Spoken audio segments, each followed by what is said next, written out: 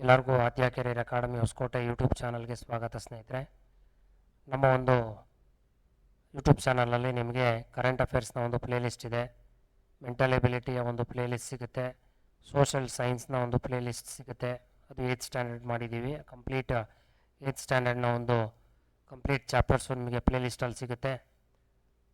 ಮತ್ತು Indian constitution ಒಂದು playlist ಕೂಡ ಸಿಗುತ್ತೆ ಸ್ನೇಹಿತರೆ.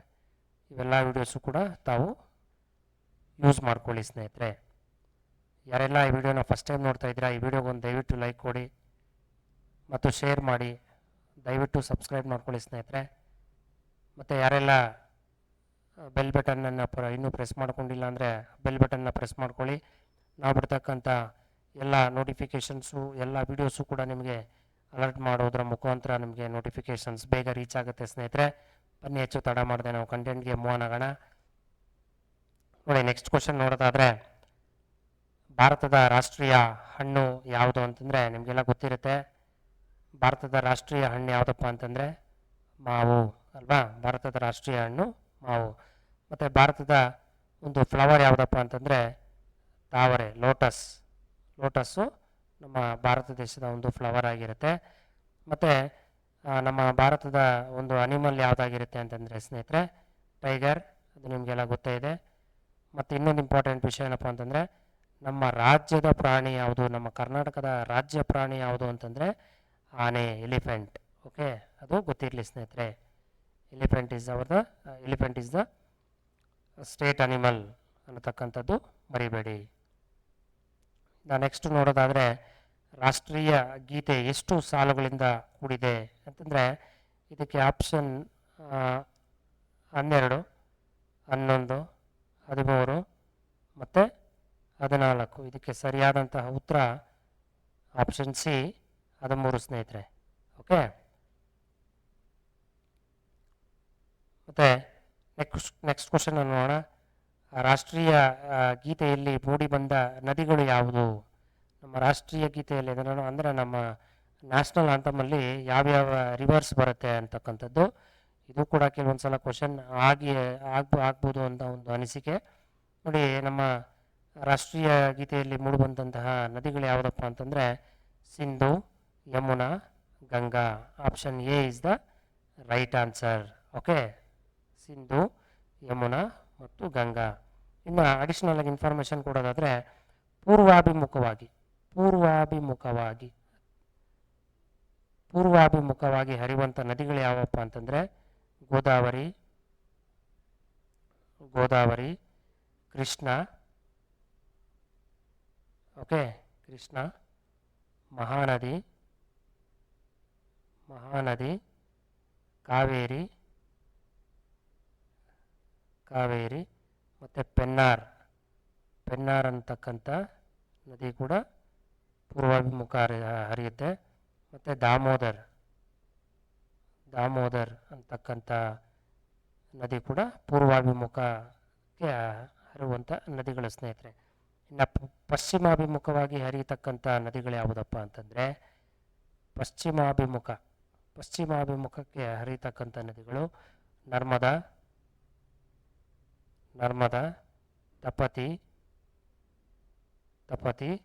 ಮತ್ತು ಸಬರ್ಮತಿ. ಓಕೆ, ಇವು ಪಶ್ಚಿಮಾಭಿಮುಖವಾಗಿ ಹರಿತಕ್ಕಂಥ ನದಿಗಳು ಸ್ನೇಹಿತರೆ. ನೆಕ್ಸ್ಟು, ಗರೀಬಿ ಹಟಾವೋ ಅನ್ನತಕ್ಕಂಥ ಒಂದು ಘೋಷಣೆ ಮಾಡಿದವರು ಯಾರು? ಸೋನಿಯಾ ಗಾಂಧಿ, ಇಂದಿರಾ ಗಾಂಧಿ, ನೆಹರು ಮತ್ತು ಲಾಲ್ ಬಹದ್ದೂರ್ ಶಾಸ್ತ್ರಿ. ಇದಕ್ಕೆ ಸರಿಯಾದ ಉತ್ತರ ಯಾರು ಅಂತಂದರೆ option B is the right answer ಸ್ನೇಹಿತರೆ. ಓಕೆ, ನೆಕ್ಸ್ಟು, ನಮ್ಮ ದೇಶದಲ್ಲಿ ಒಟ್ಟು ಎಷ್ಟು ಅಂಚೆ ವಲಯಗಳಿದ್ದಾವೆ ಅಂತೇಳಿ. ನಮ್ಮ ದೇಶದಲ್ಲಿ ಒಟ್ಟು ಇರ್ತಕ್ಕಂಥ ಅಂಚೆ ವಲಯಗಳು 8+1 9. ಏಕೆ ಇದು 8+1 9? ಸೊ ಆನ್ಸರ್ ನಮಗೆ 9. ಓಕೆನಾ, ಬಟ್ 8+1 8 ಜಿಯೋಗ್ರಫಿಕಲ್ 8 ಅಂತಕ್ಕಂಥದ್ದು ಜಿಯೋಗ್ರಫಿಕಲ್ ರೀಜನಲ್ಲಿ 8 ಇದ್ದಾವೆ. ಮತ್ತು ಇನ್ನು ಒಂದು ಯಾವುದಪ್ಪ ಅಂತಂದರೆ this is related to Indian postal army. Indian postal for army ಅವ್ರಿಗೆ ಇರ್ತಕ್ಕಂಥ ಒಂದು ಪೋಸ್ಟಲ್ ಝೋನ್ ಸ್ನೇಹಿತರೆ. ಇದು 8+1 9. ಈ 8ಅಲ್ಲಿ ನಮಗೆ ನೋಡೋದಾದರೆ ನಾರ್ದ್ರನಲ್ಲಿ 2 ಇದೆ, ನಾರ್ದ್ರನ್, ಮತ್ತು ವೆಸ್ಟ್ರನ್, ಸದರನ್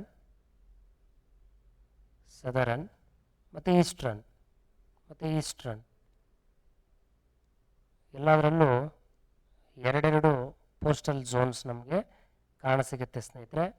ಓವರಾಲ್ ನಮಗೆ 8 ಜಿಯೋಗ್ರಫಿಕಲ್ ರೀಜನ್ ಆದರೆ ಒಂದು ಆರ್ಮಿ ಝೋನ್ ಆಗಿರುತ್ತೆ. ಸೊ ಟೋಟಲ್ ನಮಗೆ ಆನ್ಸರು ಸರಿಯಾದ ಉತ್ತರ 9 ಸ್ನೇಹಿತರೆ.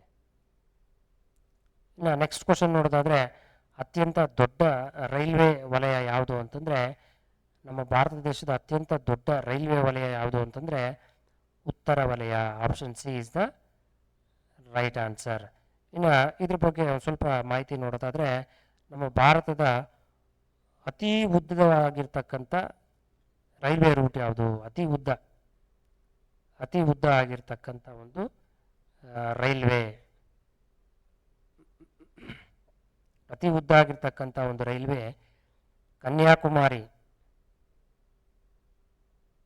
ಕನ್ಯಾಕುಮಾರಿಯಿಂದ ಹಿಡಿದು ದಿಬ್ರೂಗರ್ ತನಕ ಇದೆ ಸ್ನೇಹಿತರೆ.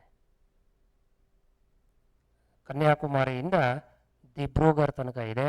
ಇದು ನಮಗೆ 4218.6 ಕಿಲೋಮೀಟರ್ ನಮಗೆ ವ್ಯಾಪ್ತಿ ಇದೆ. ಈ ಒಂದು ಅತಿ ಉದ್ದವಾದ ಒಂದು ರೈಲ್ವೆಯ ಒಂದು ರೈಲು ಯಾವುದಪ್ಪ ಅಂತಂದರೆ ವಿವೇಕ್ ಎಕ್ಸ್ಪ್ರೆಸ್. ಓಕೆನಾ? ಈ ಒಂದು ರೈಲ್ವೆಯ ಒಂದು ಮಾಹಿತಿ. ನಾವು ನೆಕ್ಸ್ಟ್ ಕ್ವಶನ್ ನೋಡೋದಾದರೆ, ಭಾರತದ ಪ್ರಥಮ ಖಾಸಗಿ ರೇಡಿಯೋ ವಾಹಿನಿ ಯಾವುದು ಅಂತ. ಭಾರತದ ಪ್ರಥಮ ಖಾಸಗಿ ಕೇಳಿದ್ದಾರೆ, ಇಲ್ಲಿ ಸರ್ಕಾರದ ಕೇಳಿಲ್ಲ. ಖಾಸಗಿ ಒಂದು ರೇಡಿಯೋ ವಾಹಿನಿ ಯಾವುದು ಅಂತ ನೋಡೋದಾದರೆ ನಮಗೆ ಆನ್ಸರ್ ಸ್ನೇಹಿತರೆ radio city Bengaluru. Option D is the right answer. Radio city Bengaluru. ಈ ರೇಡಿಯೋ ಸಿಟಿ ಬೆಂಗಳೂರು ಅಂತಕ್ಕಂಥದ್ದು ಪ್ರಾರಂಭ ಆಗಿದ್ದು ಯಾವಾಗಪ್ಪ ಅಂತಂದರೆ ಜುಲೈ 2001. ಇನ್ನು ಈ 101.3 FM ಇದು ಗೌರ್ಮೆಂಟ್ ಸ್ನೇಹಿತರೆ.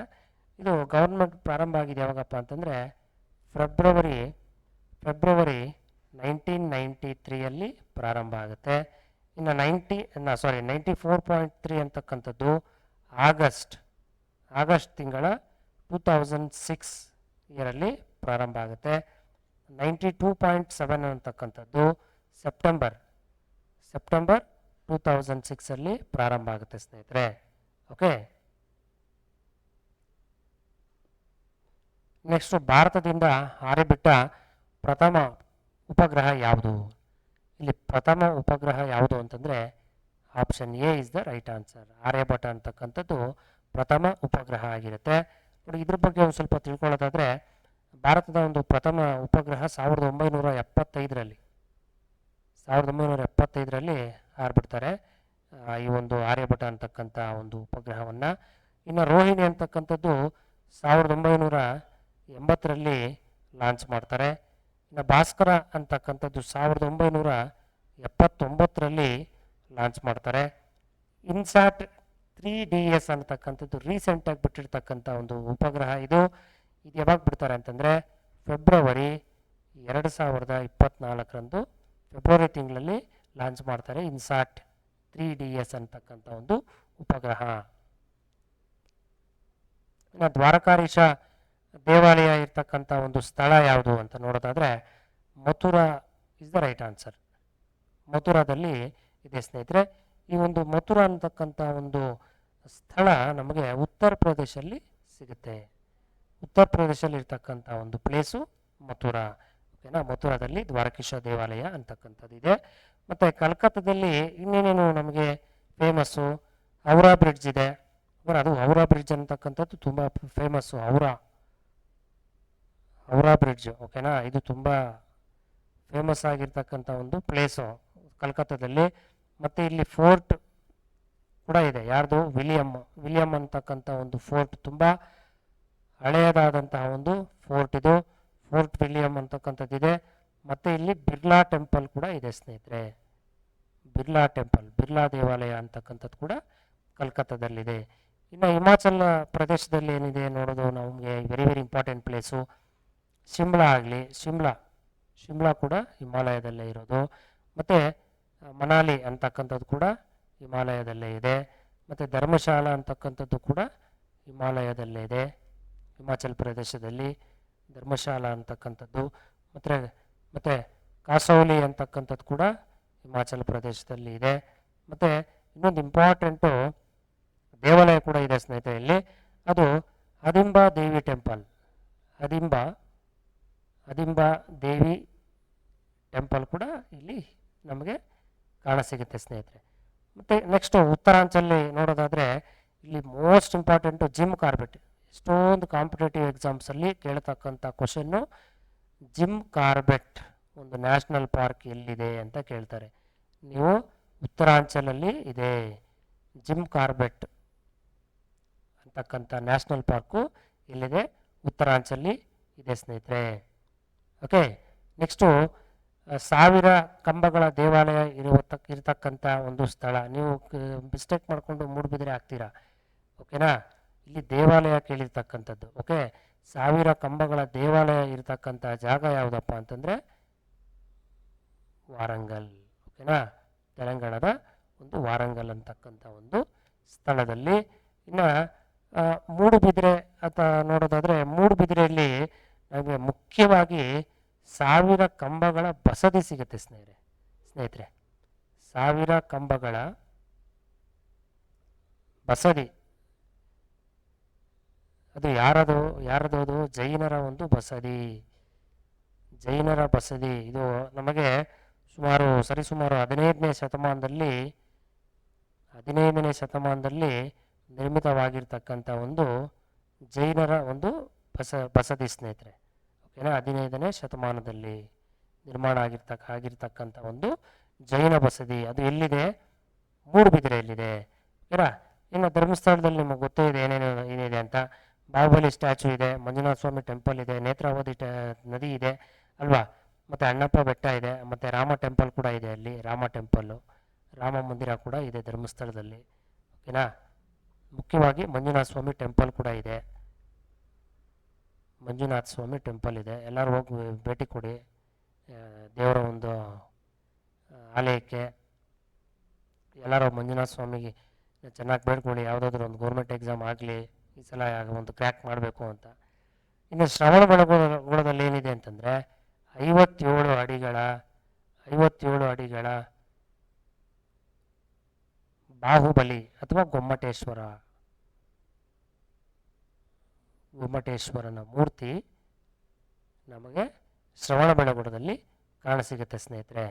ಓಕೆ, ಈ ಒಂದು ಕ್ಲಾಸಲ್ಲಿ ಇಷ್ಟು 20 ಕ್ವಶನ್ಸು ಓವರಾಲ್. ನನಗೆ ಲಾಸ್ಟ್ ಕ್ಲಾಸಲ್ಲಿ 10 ಕ್ವಶನ್ಸು, ಈ ಒಂದು ಕ್ಲಾಸಲ್ಲಿ 10 questions with explanation, option two option with explanation ಕೊಡ್ತಾ ಹೋಗ್ತೇನೆ ಸ್ನೇಹಿತರೆ. ಇನ್ನೂ ಹೆಚ್ಚು ವೀಡಿಯೋಸ್ಗಾಗಿ ನಮ್ಮನ್ನು ದಯವಿಟ್ಟು ಫಾಲೋ ಮಾಡಿ. ಮತ್ತು ಈ ಒಂದು ದಯವಿಟ್ಟು ಈ ವಿಡಿಯೋಗೆ ಒಂದು ಲೈಕ್ ಕೊಡಿ ಸ್ನೇಹಿತರೆ. ಮತ್ತು ಶೇರ್ ಮಾಡಿ, ನಿಮ್ಮ ಫ್ರೆಂಡ್ಸ್ಗಳಿಗೂ ಶೇರ್ ಮಾಡ್ಕೊಳ್ಳಿ.